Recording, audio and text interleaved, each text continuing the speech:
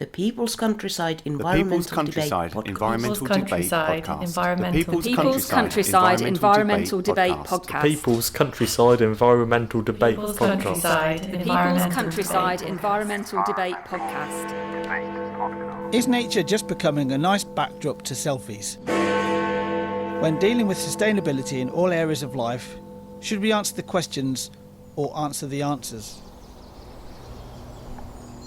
This is the People's Countryside Environmental Date. This is the People's Countryside Environmental Debate. I said date just now, but you won't hear that because it was edited out. I'm Stuart the Wild Man Mabbott. He is. I'm on a date. I'm William Mankler. Thanks very much for being with us on this episode of the People's Countryside Environmental Debate Podcast. Now, if we had our time again, we might have it shorter because that's got to be one of the longest podcast titles in the world.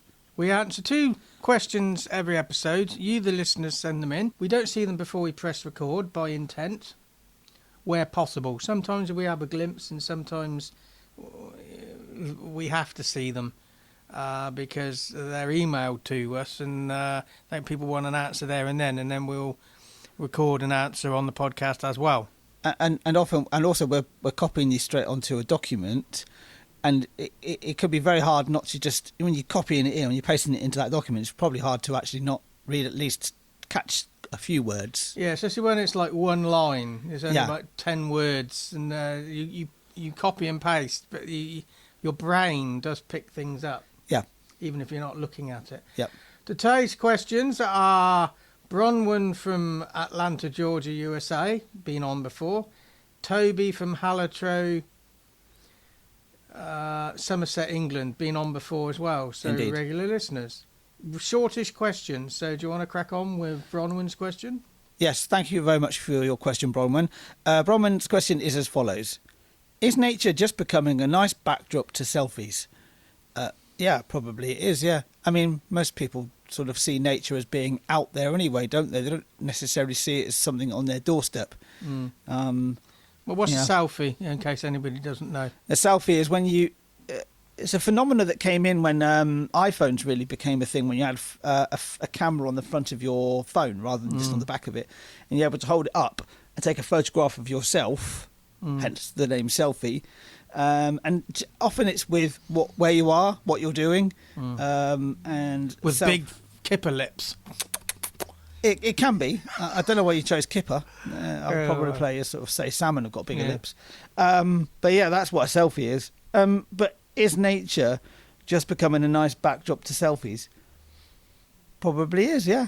I would argue that some people who use nature as a backdrop in their selfies don't even notice that it's nature. It's just the backdrop. They don't even know they're in nature. You know, we've said this many times. People down the road in Cowley Marsh playing cricket in the cricket nets. They're surrounded by greenery. They're playing cricket. They don't really see that they're surrounded by nature. They're in nature. Yeah. So I would argue that some people aren't even aware that their backdrop's nature. Yeah, I do wonder how many people who are playing golf have the same epiphany as well. I often will take a walk between myself, where I live and where Stuart lives, where we record this podcast.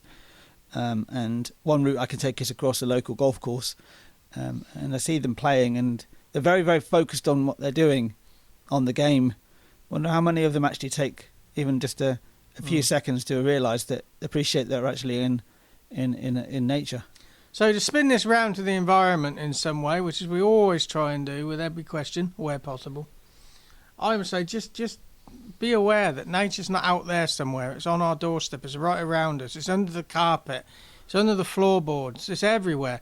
You are nature. You're in your habitat. So you look at it like that. That's nature. This is your habitat. A badger down its hole. That's its habitat. Same thing. Yeah, and just my action would be just to engage with it in some way. Just by spending a moment of actually spending some time, no phone, no distractions, just to sit in your local park and just take it in and drink it in. It's good for you. It's good for the soul. Think we've done that one to death, Bronwen. I've run out. I'm out. Are you?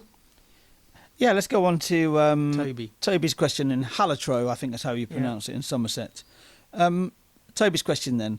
When dealing with sustainability in all areas of life, should we answer the questions or answer the answers. The question is, what are the questions when it comes to sustainability in all areas of our life? You know, how can we be more sustainable is always the big question, isn't it? Answering the questions or answering the answers. I think the former, which is answering the questions, is it offers us practical layers of how to be sustainable, like how to reduce waste, or how individual cities can be being more adaptive. Whereas answering answers is a reflective layer. Some of the things we need to reflect on is what are the assumptions that are baked into our reasoning of what we're doing to answer the questions. So we do certain things to be sustainable, but what assumptions have led to us getting to that? Yeah, you can tell I haven't seen this question before we press record, but The assumptions around, if you take recycling, for example. yeah, why we recycle in the way we do? Is it the best way, or is it just the biases we brought in?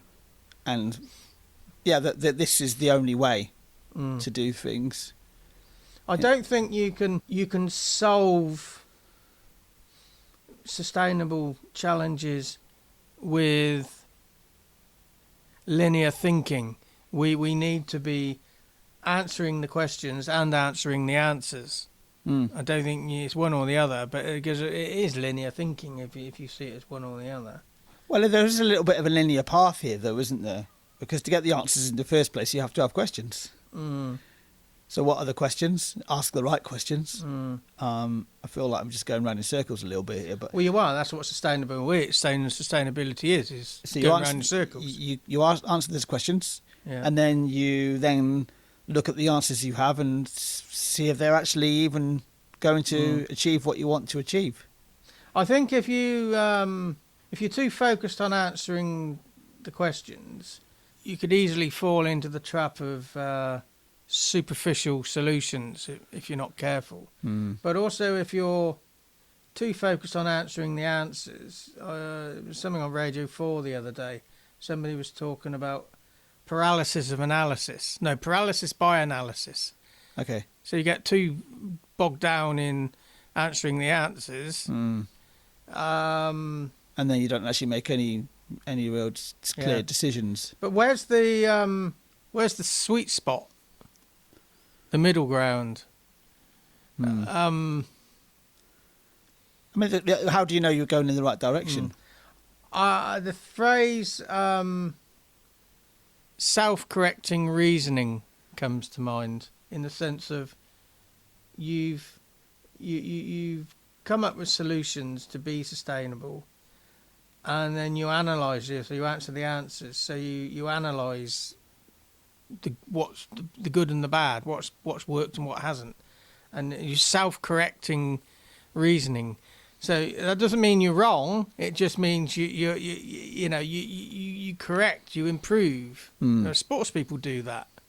They say, okay, they put aside the disappointment and say, okay, how can I be better? How can I get the extra 1%? But also, that's not just about in that analogy. That's not just about in not winning or failing, as you could see it, but it's also in succeeding. You can still learn from that process as well. Yeah. To always sort of look at reinventing yourself in some respects, because you come up with the questions, you come up with the answers, and then you find the answers to those answers. But then you need to make sure that you're making some sort of progress. Often we try and draw out an environmental action out of the question, but the conversation here is the environmental action. I would say so as well. Don't need to separate it out. I think we need to leave this one hanging, because this is a question I want to come back to, because with no preparation, they're my naked thoughts, to be honest with you. Yeah, same for me as well. And this is worth coming back to. I think. Very, very good, short, good question, Toby. So the next episode will be released on the 28th of June from Estefania in Mexico. She's back. And Bronwen from Atlanta again. Back. Little bit longer questions. Bit of reading for you, William.